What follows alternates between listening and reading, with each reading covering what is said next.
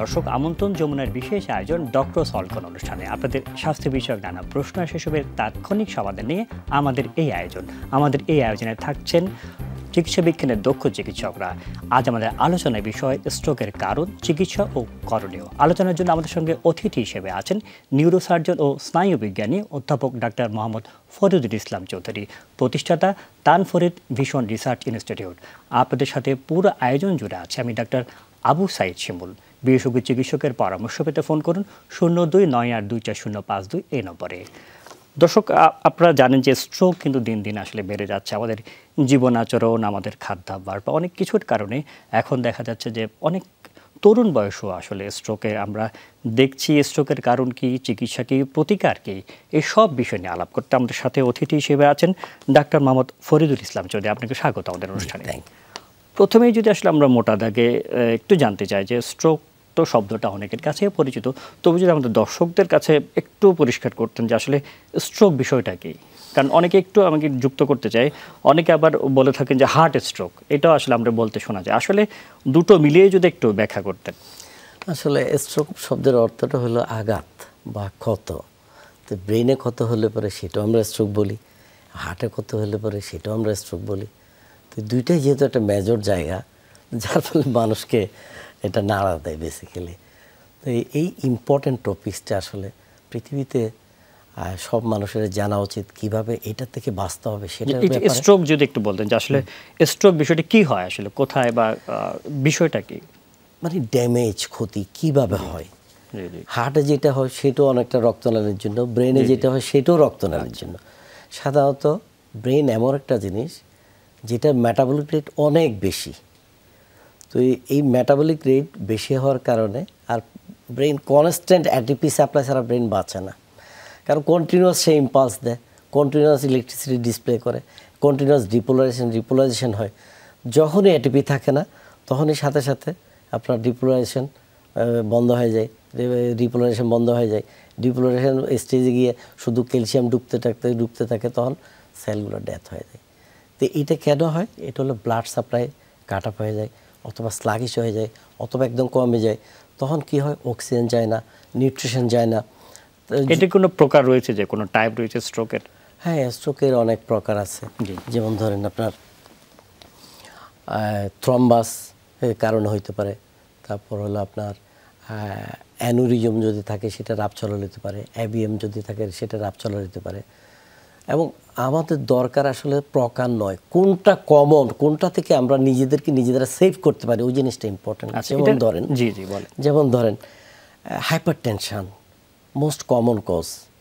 কোথা হয়? মেইনলি বেজাল গ্যাংলিয়া, সেন্ট্রাল কোর অফ ব্রেইনে হয়। তাহলে এটা প্রিভেন্ট করার জন্য আমাদের কি করতে হবে? রেগুলার নিজেদের ব্লাড প্রেশারটা কন্ট্রোল রাখতে হবে। আমি একটু গাফিলতি করলাম যে না তোর ভালো লাগছে না, নিয়ে একটু আলাপ করব। একটু কারণগুলো যদি আমাদের দর্শকদের এক এক করে বলে যেতে। ডায়াবেটিস আছে, হাইপারটেনশন আছে, তারপরে স্মোকিং আছে। স্মোকিং সবচেয়ে ডেঞ্জারাস যদি ক্লোজড রুমের ভিতরে স্মোকিং করা হয়। তারপর হলো আপনার এক্সারসাইজ না করা, তারপর হলো ডায়েট, খুব যদি ফ্যাটি ডায়েট যদি খায় সেগুলো একটা। তারপর হলো আপনার এই তো অনেক ডায়াবেটিস থাকলে বা এগুলি আপনি যেটা খুব সুন্দর করে বলছেন, এগুলো নিয়ন্ত্রণে থাকতে হবে। প্রাথমিকভাবে আসলে স্ট্রোকের লক্ষণগুলি কি কি দেখে উনি তো আসলে নিজে অসুস্থ থাকবেন, কিন্তু আশেপাশের লোকজন কি দেখে বুঝবেন যে না আমার এই যে নিকটজন উনি বোধ হয় স্ট্রোকে আক্রান্ত? এই যে ব্রেইনের কতগুলো ফাংশন আছে যেগুলো নর্মালি ধরেন আমি আপনার সাথে কথা বলতেছি, আপনাকে দেখতেছি, আপনার কথা বুঝতেছি, আপনাকে রিপ্লাই দিচ্ছি, হাত নাড়াচ্ছি, বসে থাকতে পারতেছি। এই যে কোনো একটা কাজও যদি সামান্য যদি ধরেন আমি ফিউ সেকেন্ডের জন্য আপনার সাথে কমিউনিকেট করতে পারলাম না, এটাও একটা স্ট্রোক। এটাকে বলে ট্রানজিয়েন্ট ইসকেমিক অ্যাটাক। হঠাৎ করে ব্লাড সাপ্লাই কয়েক সেকেন্ডের জন্য বন্ধ হয়ে গেল, আমার ব্রেনের ওই এরিয়াটার কাজ করতেছে না, তখন আমাকে বলতে হবে ট্রানজিয়েন্ট ইসকেমিক। আবার ব্লাড সাপ্লাই আসলো, ওইটা আবার সেলগুলো কাজ করলো, ব্রেনটা কাজ করলো। তো স্ট্রোক হয় কি, যখন রক্ত সাপ্লাইটা কমে যায়, ওই জায়গায় আপনার অক্সিজেন যায় না, নিউট্রিশন যায় না, দেখা যায় সেলগুলো র্যাপিডলি দ্রুত মারা যায়। ব্রেনে সাধারণত 90 সেকেন্ডে একটা মানুষ 90 সেকেন্ড হাইপোক্সিয়া হলে সে আনকনশাস হয়ে যায়। তাহলে কতটা কম সময়, 1.5 মিনিট, ম্যাক্সিমাম সার্ভাইভ করতে পারে 3 মিনিট। 3 মিনিট যদি অক্সিজেন না থাকে, সেটা ব্লাড সাপ্লাই থ্রম্বাসের কারণে অক্লুশন হোক, তারপর হলো রাপচার অ্যাথেনোমাটোস প্লাকের কারণে হোক, তারপর হলো আপনার কোনো একটা পুরো রক্তনালীতে থ্রম্বাস ফর্মেশন হয়ে গেল তার জন্য হোক, কিংবা ধরেন আপনার অ্যানুরিজম যদি থাকে সেটা রাপচার যদি হয়, কিংবা ধরেন ব্লাড প্রেশারের কারণে ব্লাড ভেসেল রাপচার হয়ে গেছে, তখনও তো আপনার রক্তনালীটা ব্লক হয়ে যাচ্ছে।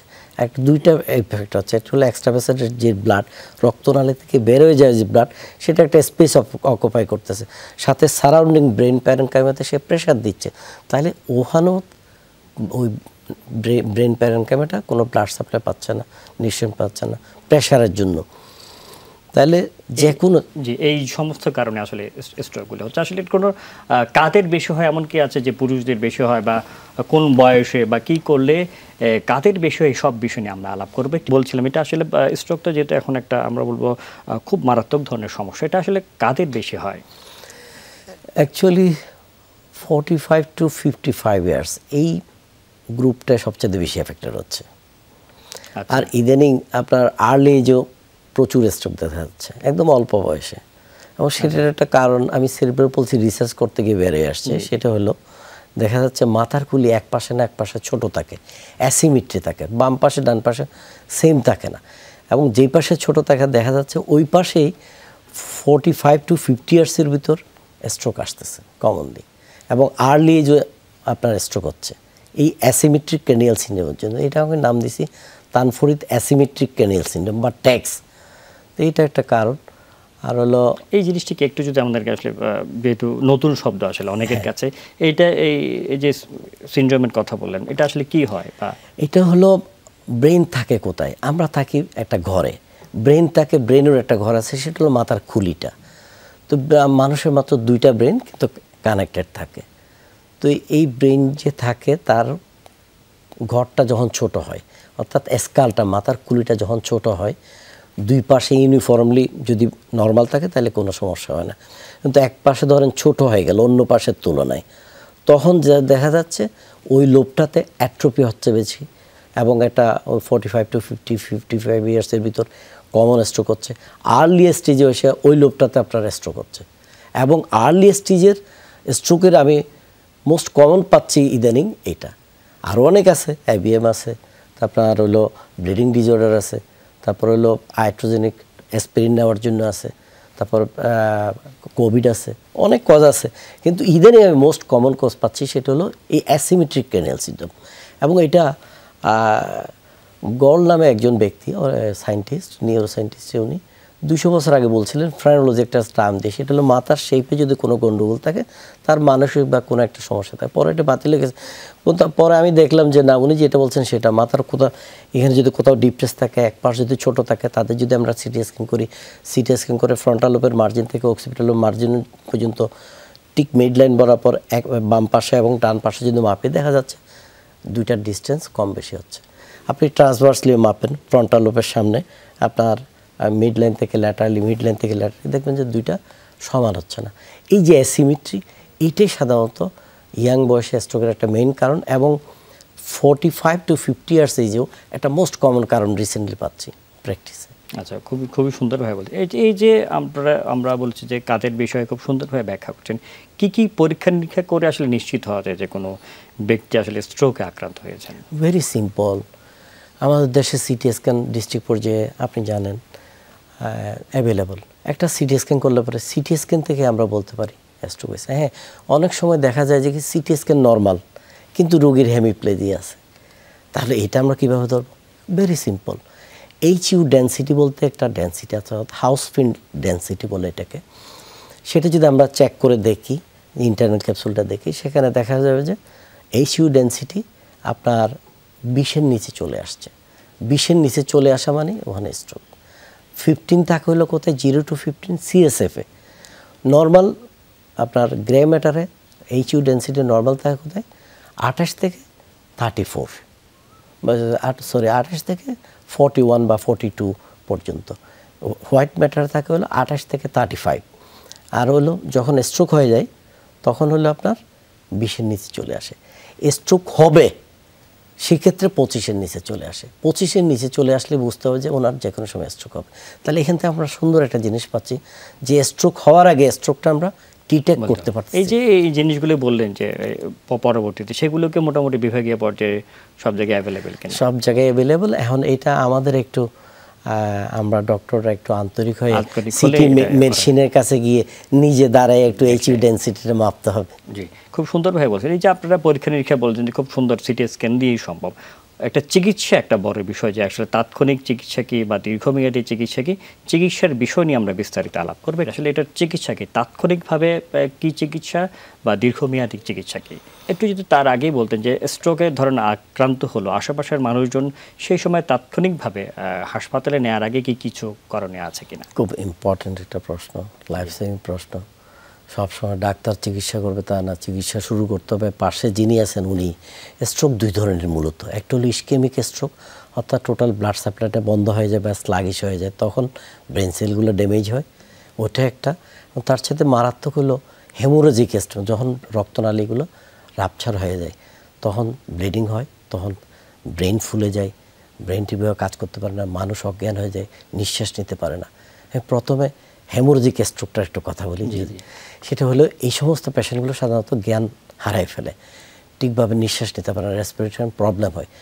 প্লিজ আপনারা যে যেখানে আছেন সবার কাছে আমার অনুরোধ, আপনার বাবা, আপনার মা, সবাইকে জাস্ট ওই সময় একটু কাত করে দিন, যাতে নিঃশ্বাস নিতে পারে, এবং মুখের ভিতর যে স্যালাইভা থাকে, ব্রেনে কোনো প্রবলেম হলে পরে ব্রেন স্টিমও এফেক্টেড হয়, এবং তার ফলে দেখা যায় যে সে আমরা যে নর্মালি যে ডেগুলেটেশন করি প্রতি ঘন্টায় 20 টাইমস আমরা ডেগুলেটেশন করি, সেই রিফ্লেক্সটা আর প্রপারলি থাকে না, তখন সিক্রেশনগুলো ভিতরে জমতে থাকে, সেই সিক্রেশনগুলো তখন শ্বাসনালীতে চলে যায়।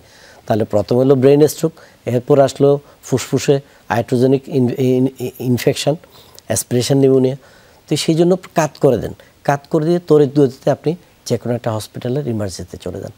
আচ্ছা, এই পেশেন্টটার হেমোরেজিক স্ট্রোকের মেইন চিকিৎসা হলো তার ব্লাড প্রেশার কন্ট্রোল করে দেন, ফ্লুইড ওভারলোড যাতে না হয় এটা খেয়াল রাখেন, তার বডিটা 30 ডিগ্রি অ্যাবভ করে দেন, শুধু হেড নয়, পুরো টেবিলটায় তাকে 30 ডিগ্রি রেজ করে দেন, অক্সিজেন দেন, অ্যান্টিকনভালশন যাতে কিছুই না হয়, ব্রেনের যে কোনো জায়গায় যদি একটু কথা হয় সেখান থেকে অ্যাবনর্মাল ইলেকট্রিসিটিগুলো থ্রু আউট দ্য ব্রেন ছড়াইতে থাকে পুরো ব্রেনে, তখন শরীরের সমস্ত মাসেলগুলো একসাথে কন্ট্রাকশন করে, শরীরের সমস্ত মাসেলগুলো যখন একসাথে কন্ট্রাকশন করে অ্যাবডোমিনাল প্লাস রেসপিরেটরি, তখন মানুষ নিঃশ্বাস নিতে পারে না।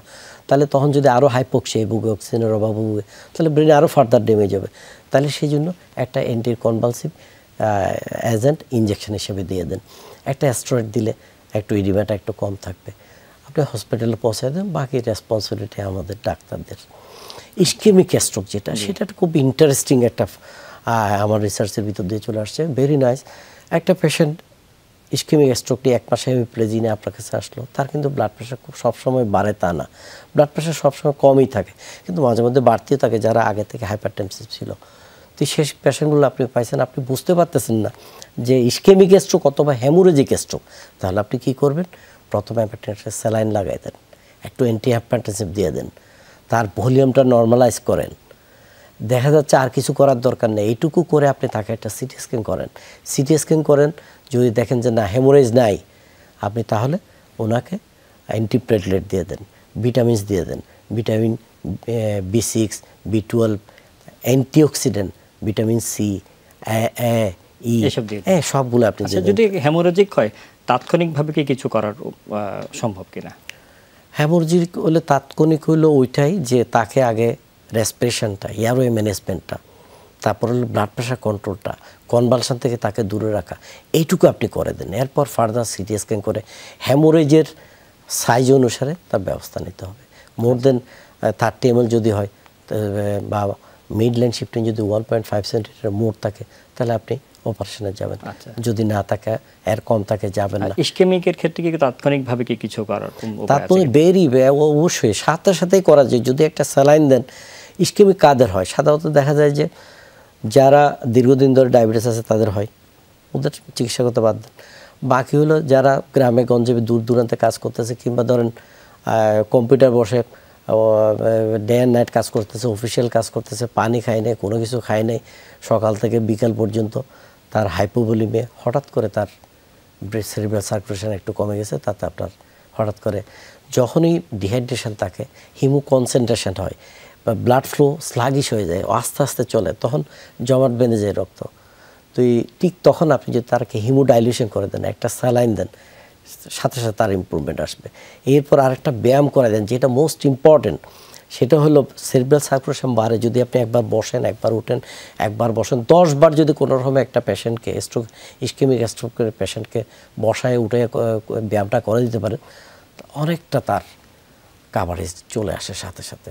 আমি এরকমও পাইছি, একটা স্লার্ড স্পিচ, বোঝা যাচ্ছে না কি বলতেছে, সেই রুগীটাকে আমি চেম্বারে 10 বার বা 12 বার আমি উঠাইছি, বসাইছি, এরপর তার কথা পুরোপুরি স্পষ্ট হয় না, বাট আমি বুঝতেছি, আমার তো বোঝা গেল যে না। খুবই সুন্দর ভাই, আসলে আপনি খুবই সুন্দর ভাই বলছিলেন। আমরা অনুষ্ঠানে একদম শেষ পর্যায়ে চলে এসেছি। ডাক্তার মোহাম্মদ ফরিদুল ইসলাম, এতক্ষণ আমাদের সাথে থাকার জন্য আপনাকে অসংখ্য ধন্যবাদ। Thank you.